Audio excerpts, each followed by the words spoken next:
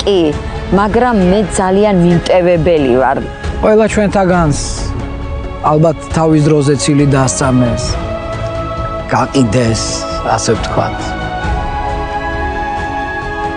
შესაძლებელია ჩვენც ზოგჯერ ესე მოგცოუხართ. მაგრამ კითხვა რაშია? თქვენ იცით რომ ქრისტეს ყავდა იუდა. დიახ, რომელმაც გაყიდა 33 ვერცხლად უკავდა. 33-ად თუ 30? 30. 33-ის იყო თვითონ. 30 ვერცხლად. 30 ვერცხლად. 30 ვერცხლად გაყიდა. იცი. ისიც კი განაბნიაო. ისიც კი განაბნია.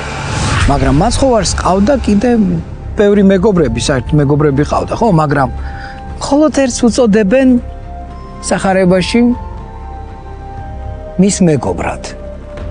რა ერქვა მის მეგობარს? პეტრე? არა. მის გამო ისიც კი ნახსენებია რომ ქრისტემ წრემლი დაღვარა.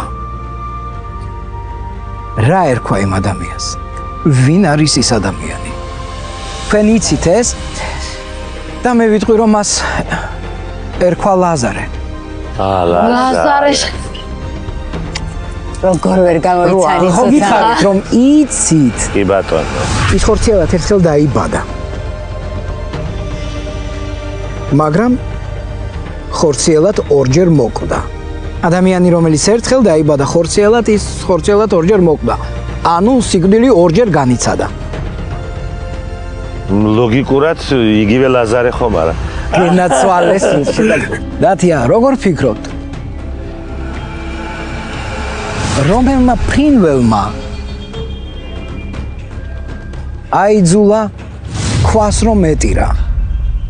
ქვას რომ ეტირა? ტრედმა? არა, მტრედის სული წმინდა იყო, როცა უფალი გაინათლა იორდანიაში და მერე მხალზე გადმოვიდა როგორც სული წმინდა. არწივი. ნახე დააჭრილი. მიმინო.